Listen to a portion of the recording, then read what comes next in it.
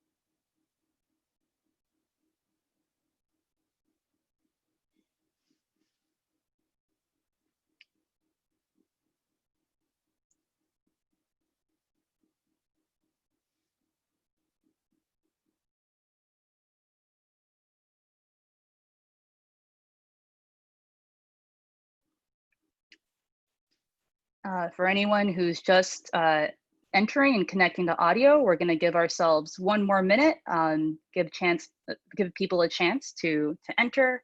So as I said earlier, there's a link to our website for some light browsing for your perusal, and our email address if you have any questions during or after this presentation.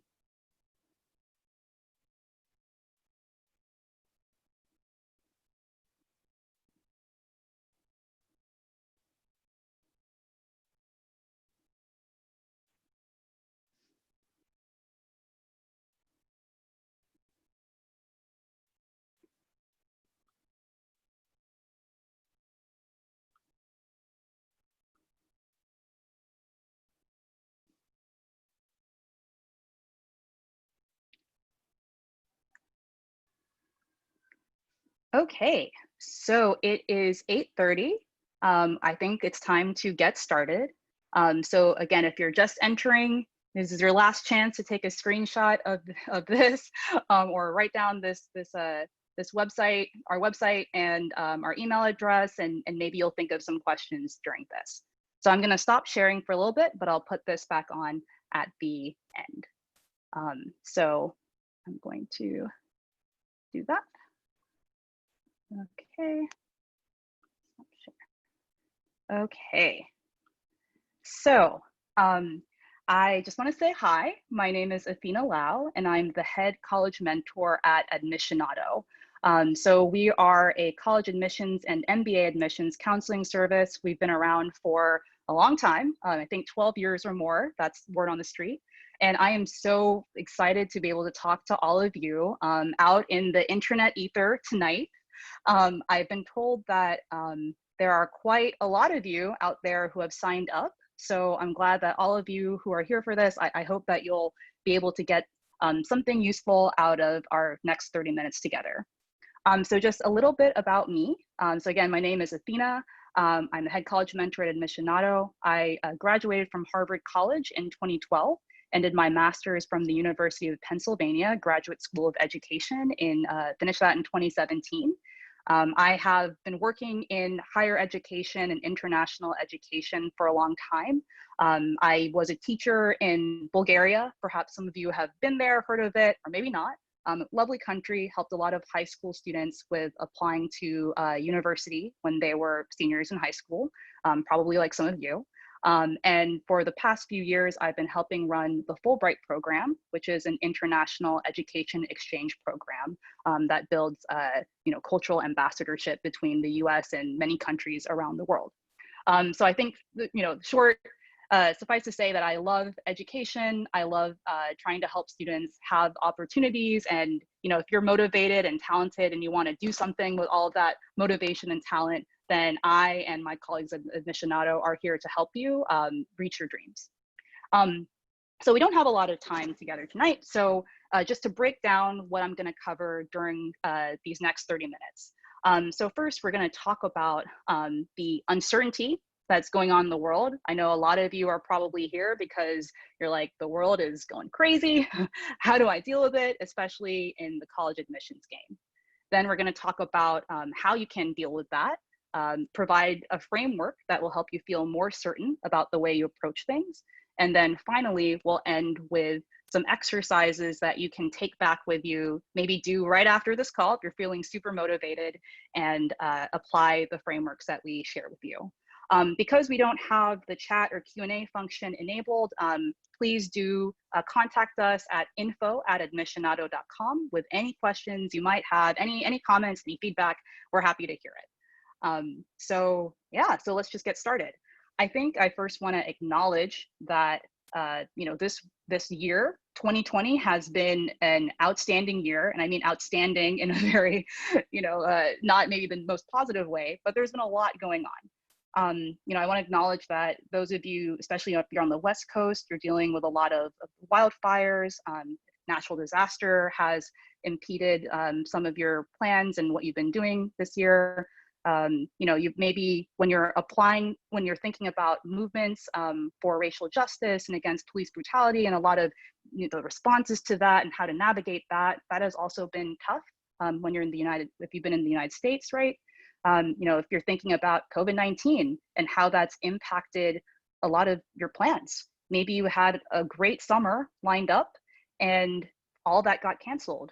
Maybe you're not sure, maybe you signed up for the SAT and you're not sure when you're actually going to be able to take it. And maybe if COVID-19 has impacted your family, your parent lost a job, your loved one's health was affected by that, I know it's tough. So I want to put that out there first, because I don't want to make it seem that those things are trivial. They are not. This year has been hard for a lot of people, and I want you to know that we're all in this together, and that the fact that you're here and that you're listening to this and that you're trying to make the most out of what you can, that is really meaningful. And I hope that I'm able to help you navigate some of that in these next few minutes. So, a lot of times we think that in these situations of a lot of uncertainty, we have a lot of noise, we're not really sure what to do. And what I like to say to my students is that let's step back and think about what is certain, what is under our control. And the thing is, there's a lot more in our control than we might think. Despite everything that's going on in the world, what colleges, and I assume that a lot of you are maybe applying for the top colleges, let's say, a lot of the traits, the characteristics, the hallmarks of potential future success that they are looking for have not changed. And in fact, I would say in a year such as this one, that need to find future leaders, to find people who will be able to engage with the world and maybe make it a better place, that need has only grown tenfold. And so what colleges are looking for they're only digging deeper and trying to find that. So I hope that brings some sort of, some sense of calm for you, knowing that a lot of the rules, quote unquote, haven't changed that much. The ways that you need to show yourself and present yourself are really not that different. And so I've said that, colleges are looking for signs of future success. So you might be wondering what that means.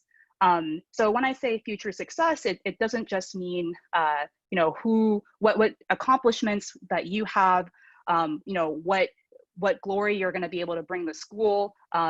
It's also about what are you going to do in the world writ large, right? How are you going to tackle the seemingly intractable challenges that our society faces?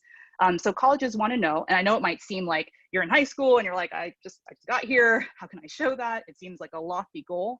But there are ways that you can talk about the things that you've done, the ways that you've approached life and whatever life circumstances you've faced, and show that in the best light possible to colleges. And so the way that we like to talk about it here at Admissionado is through the STAR framework. So I guess if you want to take the one sentence version of what this talk is about, when the world is feeling upside down, the way to respond to it is to be a star. I know it's really corny, but being a star, those different letters, we spell star with 2 A's. Those different letters in our version of the STAR all stand for different questions you can ask, different ways of framing your application and the ways that you present yourself so that you can show to colleges that you are destined for future success despite the obstacles you might be facing. So I'm going to take a second to re-share my screen, and hopefully this will give you some insight into what I'm saying here. So I mentioned that we have this 5-pointed star of glory. So here's what all those different points stand for. So first is S, which is seeks challenges. T is taking initiative. A is accepting risk. The other A is for asking questions. And the R stands for resourceful, for being resourceful. So if you're able to show all of these different elements in some way or shape or form all together throughout your application, you are going to get, you'll be rewarded at the end. Colleges are going to see that, and they're going to know that you probably have what it takes to succeed at their college, to make the most of what they offer at their school. And when you go out into the world, when you've graduated, you've thrown your cap in the air and gotten your diploma, that you will do great things afterwards. So you might be wondering, and I know this is a lot of text, so I'll try to summarize it. Feel free to take a picture or whatever you like doing at home. I know you've probably all been in a lot of Zoom meetings, so you've had to do this. But I'll just try to talk about some ways that you can do that in your own life. So first, when we talk about seeking challenges, about this part of the STAR. So think about it this way. A lot of times students, I'll think about one of my own students who will say, oh, Miss Athena, I got all A's this year. And I'll say, that is very impressive, clap reaction for you, but what classes did you take? So here's the thing, if that student says to me that, okay, well, I didn't take all the classes, the hardest classes, I took the classes where I know the teacher is really easy and I was gonna get an A, then I'll say, oh no, okay, well, maybe you got all A's, but why didn't you challenge yourself? So compare that person who's kind of taking the easy route to the person who instead says, okay, I know that I might not be the best at calculus, at math, but I was inspired by this teacher, they're really enthusiastic, and I want to try. So that kind of attitude, the attitude where you say, there is a chance that you might fail, you're not going to shy away from that challenge. That's the kind of attitude and the kind of resolute way of approaching things that colleges are looking for. Think about other sort of situations that you might have encountered where, maybe you could have chosen the easy way of doing things, the easy way of kind of solving this issue, or maybe you said, okay, well, I don't really know what the right thing to do is, but I have a vision for how to go about this. I know it might not be the most popular thing to do, but I'm going to try it because I think that's the right thing in this situation. So that kind of attitude, showing how you seek challenges and how you've sought challenges throughout high school that's a facet you want to highlight on your application. So the next part is taking initiative. So showing leadership, and I'm sure that people who have thought, okay, well, how many president positions, captainships can I have? Can I be the head chef, the queen bee, whatever? Name your favorite title. Although who wouldn't love to be queen bee? Am I right? So anyway, if you're taking initiative, remember that it's not about the number of titles that you have. It's not about the fact that you have this name, this position. It's about whether or not you have the attitude, the sort of characteristics that a person in that position should have. So, are you the kind of person that creates something new? Again, you go against the grain. Are you the kind of leader when you're when you're faced with a situation where you could just let it be, even though it seems like a problem? Instead, you say, okay, I want to solve that problem, and I'm going to rally people to help solve that problem with me. So you shouldn't. Colleges are not looking for those who choose the politically easy way of doing things. They're looking for people who really have this sort of idea of what they want to do, and they take the steps to try to accomplish that. So think about your own extracurriculars, your own activities, and see where you've taken initiative and where you can show that. So then the first A is about accepting risks. So, you say that you have been the kind of person that takes a lot of challenges. There have been times where you failed. There have been times where you felt a lot of self-doubt or insecurity. We've all been there. Maybe you had a moment that was not your finest, far from it. So how did you respond to that? And if you're the kind of person that always chose the safe way of doing things, probably, you might not have had this moment, but chances are if you have tried to do big things, there have been some times where you tried to go big, but then it didn't work out. So then how did you get back up after that? So, really show in your application, think about in the way that you express yourself in your different essays, how do you show your response to these times of crises, these times where, it's not really your finest moment, but you got to get back up and do it again. So finally, the last 2 points of the STAR. The next one that we have is asking questions. So, a lot of times it's really easy. I mentioned the student who would come to me and say, "Oh, Ms. Athena, I got all A's," right? So another question I would ask after what kind of classes you take, I would say, okay, well, which subject are you really interested in, and what are you doing to continue learning about it? So this is what colleges are looking for. Because think about it, when you get to college, you're going to have, maybe at your high school, you have 30, 48 courses to choose from. When you get to college, you're going to have a fixed, like a book this thick. You're going to have pages and pages of courses and subjects you've probably never heard of, and that you're not sure if you want to take. You're going to have to choose from some of those classes. So kind of staying in your lane and just playing it safe all the time and not looking beyond what else is out there, not trying to make connections between different subjects that people have not made before, that's not making the best use of your time at college. So when these top colleges are looking through applicants, through your application, they're really seeing who is going above and beyond. Maybe in class, right? It's not just that you sit there, you finish your work, you check it off and go to the next class. Do you ask questions to the teacher? Something in the teacher recommendations that might stand out, right? Are you helping others understand the material?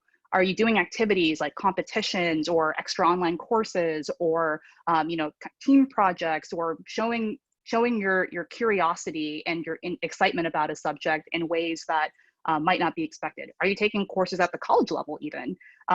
All of these are different ways where you can show that it's not just about the rote memorization, it's not just about learning by the book, but you really want to go above and beyond. So that intellectual curiosity will serve you well, and that's something that you really want to show. I think another sort of point to this too is that colleges want to know what has influenced the way that you think. And I think so for example, I'll take my own example. I learned to love Latin when I was in high school, a very obscure subject and for a lot of people nowadays. And then I ended up majoring in classics in college. And I think, this idea of stoicism and understanding, how you temper sort of rationalism and emotion when you're approaching the world, that to me was an exciting idea as a high school student, something that I had not encountered before, but because I was really interested in Latin, I kind of learned about that philosophy. So, I encourage you, whatever subject that you might be interested in, to sort of take that same tact of, okay, well, if I really love biology, if I love math, if I love economics, what have you, how am I looking at that? How am I exploring that beyond what is available to me in my classroom? So finally, the last point of the STAR is being resourceful.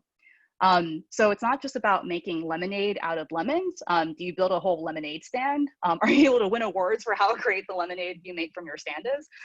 So it's really thinking, okay, well, if someone who does not know your local context, if they looked at your situation and said, oh, all these things you're trying to do aren't possible, are you able to look back at them and say, but no, I see all the connections that I could make, all these ways that you're saying, no, it's not possible. I'm actually, because I know my community, because I know my contacts, because I'm able to see what I can do and go for it, then I actually make a difference. I make an impact in the world.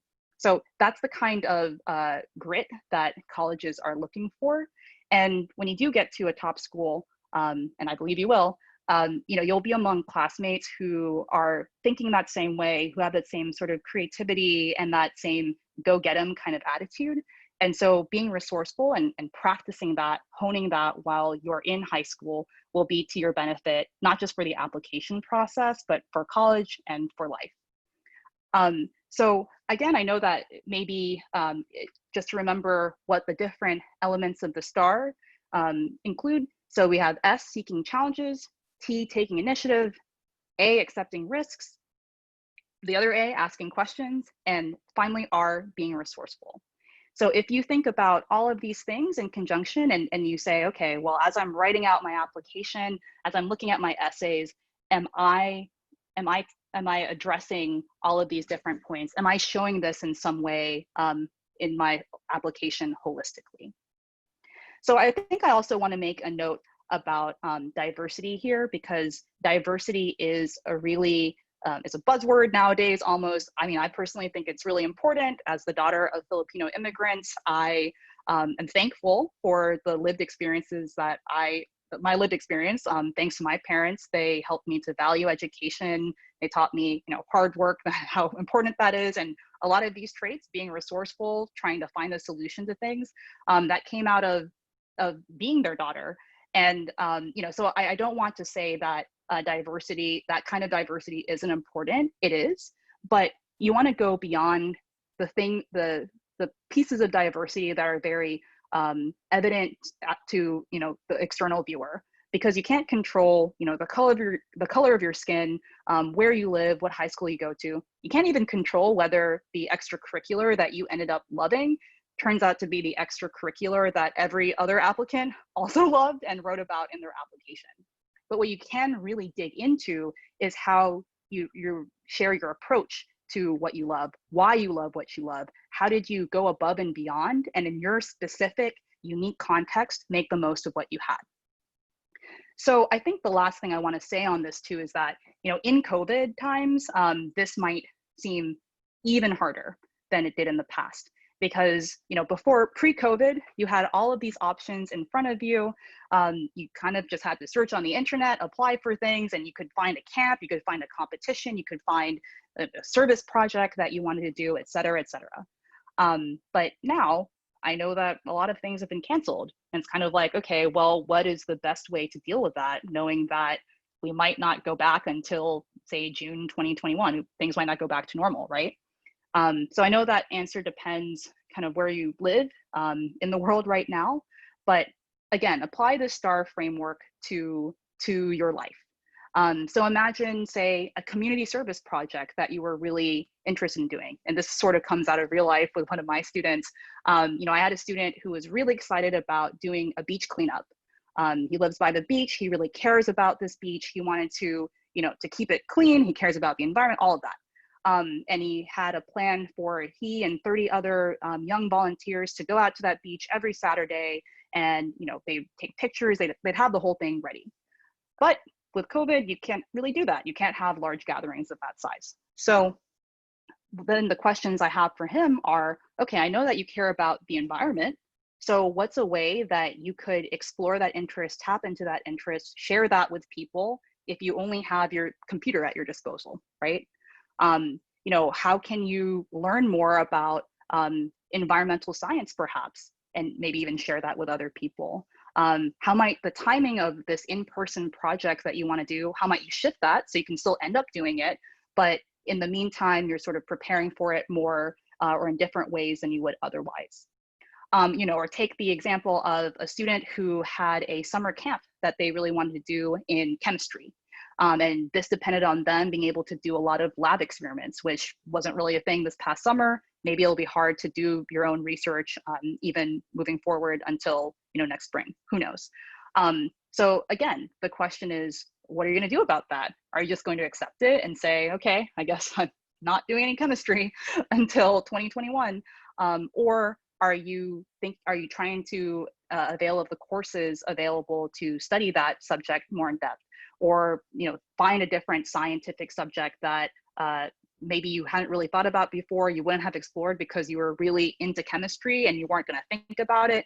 So there are a lot of different ways to go about this, but I think the big question is, how do you make the most of what you have, and how do you show that no matter what, an obstacle maybe is an obstacle, but you're able to overcome it, you're able to build that ladder and to get over it and move forward, because the people who can do that are the people that are really going to stand out and show that in times like these, they will still be able to find success. And I know that all of you have it in you. I know whatever life circumstances you might be going through, whatever tough situations you might face, I know that you can do this, and I know that you're showing it and can show it on your application. So I want to stress that, and hopefully this framework gives you a way to think about that. So now I think the final thing that I wanted to share with you all is some exercises that you can take after the fact and think about in your own life. So right after this, I hope you'll get out a piece of paper and a pen and just start brainstorming. So I would say for freshmen and sophomores, think about, maybe make a list of the extracurriculars that you're currently doing or the subjects that you're interested in, and say, okay, if I only had to pick one or two of these things, what are ways that I could explore this according to the STAR framework that that I heard from this Admissionado lady, Athena.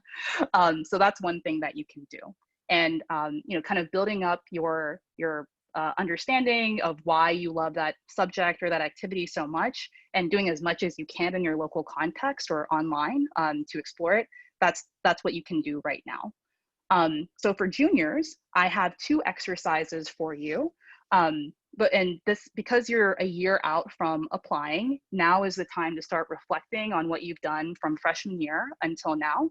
And if there are changes you want to make, that's great, that's okay. But this exercise is to get you to start thinking about this framework. So the first one is, I want you to think of a hobby that you really enjoy. Pokemon Go, I don't know. Do people still do that? I'm not even really sure. But whatever hobby that you're thinking of right now, imagine that a stranger appears out of nowhere and says, okay, that thing that you love doing, this hobby that you like, it is frivolous. It has no value. It is worthless.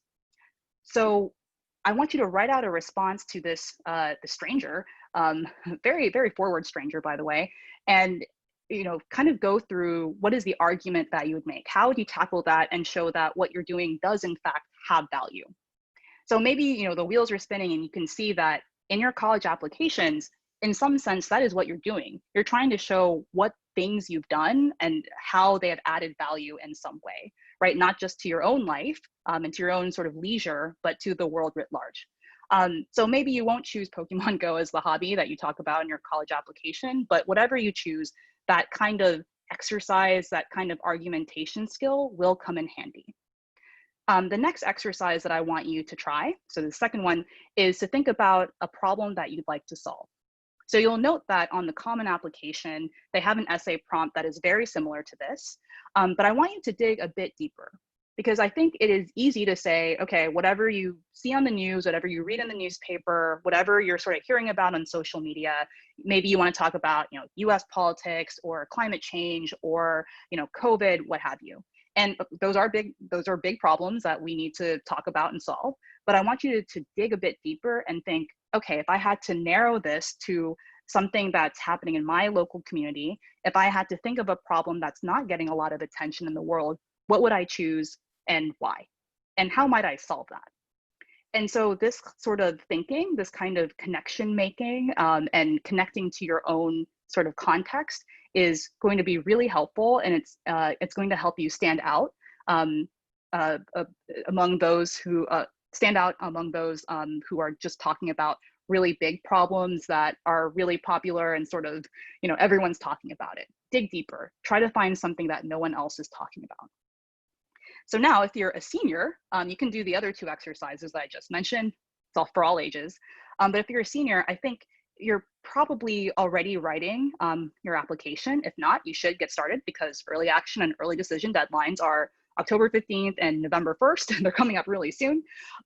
So I want you to so I first want you to look at your essays and think, okay, if I were my mom, my dad, my brother, my sister, someone really close to me, would I learn something new about myself from this? And if the answer is no, then maybe that's a chance to go back to the drawing board and try to brainstorm or think through some topics that can help you answer yes to that question. Because if you can answer yes to that question, chances are your essay will feel less predictable and it will surprise and delight the admissions committee reader more than you might expect. And I think the second thing that you can do if you don't have any idea whatsoever, that's okay. I think one exercise that can help is thinking about a time that you made a bad decision. Again, not your finest moment. So I want you to think about that moment, explain what happened, and then to make the reader, help the reader make sense of why you chose that. Okay, and the reason that you want to do that is because you kind of want to show like, okay, this is what I was going through at that time, and this is how I thought about things. And then think about what you learned from that situation and how you would do things differently now as an older, wiser person. If you're able to show that sort of mental flexibility, that sort of being able to understand, here's how I've grown and changed. Again, that's another aspect of your personality, of your characteristics that colleges will really want to see and will appreciate when they read that on your application. So, I've mentioned a few different ways that you can think about STAR. So seeking challenges, taking initiative, accepting risks, asking questions, and being resourceful. I've mentioned a few exercises that you can use and apply this framework to. And when you email us at info@admissionado.com, we want to hear what success you've had with that. And if you want assistance from a team of experts and counselors who really want you to succeed and help you out, we are standing by and ready to go. So again, it was really, really great to talk to all of you. Thank you so much for joining me tonight.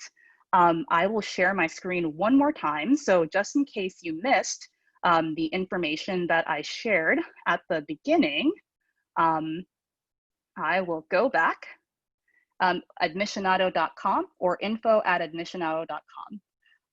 I really hope that some of this information was helpful to you all and that you'll be able to get into the school of your dreams. Thank you so, so much.